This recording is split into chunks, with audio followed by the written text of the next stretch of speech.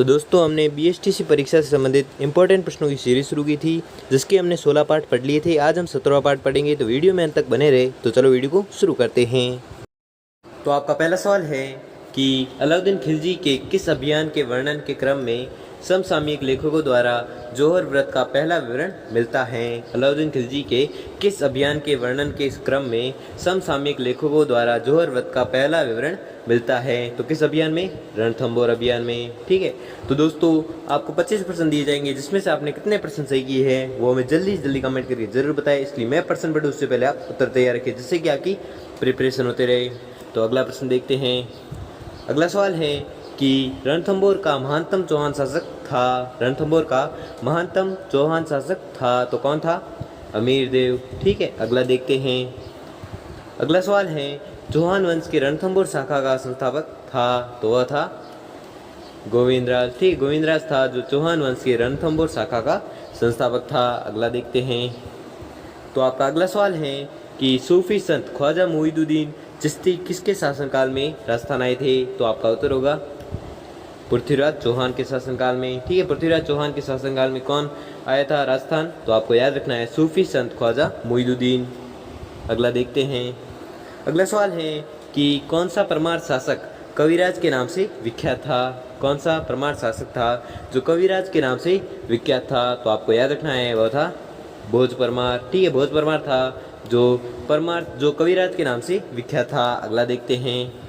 तो अगला सवाल है कि राय पिथौरा कहा जाता था। राय पिथौरा कहा जाता था, तो किसे कहा जाता था? पृथ्वीराज तृतीय को। अगला देखते हैं।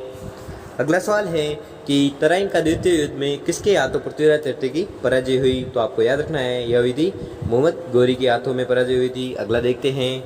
अगला सवाल है तराइन के प्रथम युद्ध के संबंध में क्या सत्य है? तो आपको याद रखना है यह सत्य है कि पृथ्वीराज तृतीय के हाथों मोहम्मद गौरी की पराजय हुई। अगला देखते हैं।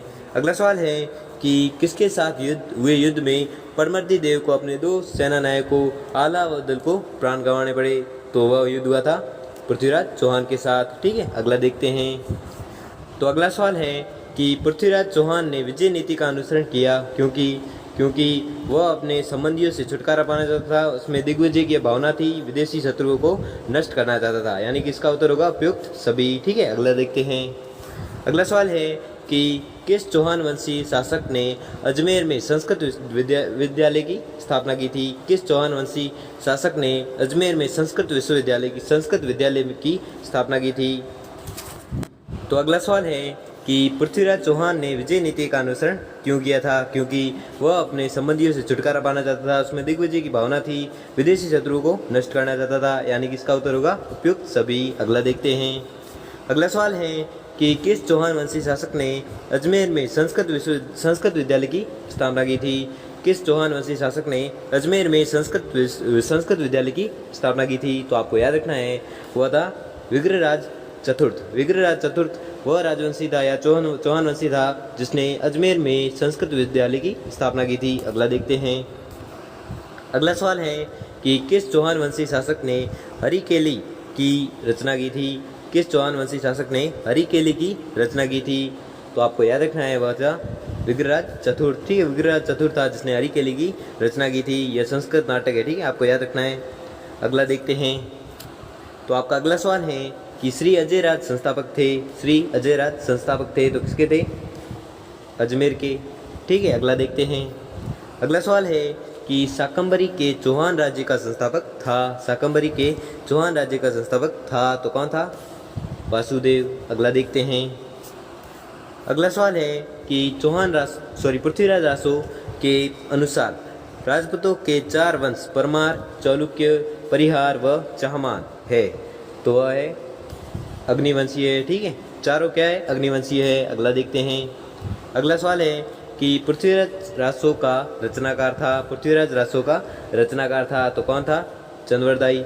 ठीक है, चंद्रवरदायी था जो पृथ्वीराज रासो का रचनाकार था। अगला देखते हैं। अगला सवाल है कि सबसे पहले किसने राजपूतों की उत्पत्ति के संबंध में अग्निकुल अग्निवंश सिद्धांत का प्रतिपादन किया? सबसे पहले किसने राजपूतों की उत्पत्ति के संबंध में अग्निकुल या अग्निवंश सिद्धांत का प्रतिपादन किया? तो आपको याद रखना है वह था चंद्रवरदायी। ठीक है, चंद्रवरदायी वह था जिसने राजपूतों की उत्पत्ति के संबंध में अग्निकुल या अग्निवंश सिद्धांत का प्रतिपादन किया था। किसने? चंद्रवरदाई ने। अगला देखते हैं। अगला सवाल है कि राजस्थान की सबसे कम सीमा किस राज्य की सीमा से लगती है? राजस्थान की सबसे कम सीमा किस राज्य की सीमा से लगती है? तो आपको याद रखना है, वह लगती है पंजाब से। ठीक है, अगला देखते हैं। अगला सवाल है कि राजस्थान की पाकिस्तान से लगी सीमा की लंबाई कितनी है? राजस्थान की पाकिस्तान से लगी सीमा की लंबाई कितनी है? तो आपको याद रखना है, यह लंबाई है 1070 किलोमीटर। ठीक है, अगला देखते हैं। अगला सवाल है कि राजस्थान की पूर्व से पश्चिम लंबाई कितनी है? राजस्थान की पूर्व से पश्चिम लंबाई कितनी है? तो आपको याद रखना है, यह है 869 किलोमीटर। अगला देखते हैं। अगला सवाल है कि बांसवाड़ा व डूंगरपुर के मध्य के भूभाग को किस नाम से जाना जाता है? बांसवाड़ा व डूंगरपुर के मध्य के भूभाग को किस नाम से जाना जाता है? तो आपको याद रखना है, यह जाना जाता है कांठल नाम से। ठीक है, कांठल नाम से जाना जाता है किस भूभाग को? बांसवाड़ा व डूंगरपुर के मध्य के भूभाग को। अगला देखते हैं। अगला सवाल है कि सिरोही क्षेत्र की पहाड़ियों को स्थानीय भाषा में क्या कहा जाता है? सिरोही क्षेत्र की पहाड़ियों को स्थानीय भाषा में क्या कहा जाता है? तो आपको याद रखना है, यह कहा जाता है बाखर। ठीक है, अगला देखते हैं। अगला सवाल है कि राजस्थान का सबसे ऊंचा पर्वत शिखर गुरु शिखर है, जिसकी ऊंचाई कितनी है? राजस्थान का सबसे ऊंचा पर्वत है जो गुरु शिखर है, जिसकी ऊंचाई कितनी है? तो आपको याद रखना है, इसकी ऊंचाई है 1722 मीटर। अगला देखते हैं।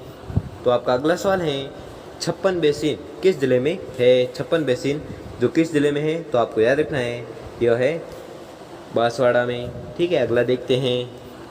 अगला सवाल है कि पश्चिम मरुस्थलीय राजस्थान के लगभग कितने क्षेत्र को घेरे हैं? वह है 60% से अधिक। ठीक है, 60% से अधिक जो पश्चिमी मरुस्थल राजस्थान के 60% से भी अधिक घेरे रखा है। ठीक है, किसने? पश्चिमी मरुस्थल ने।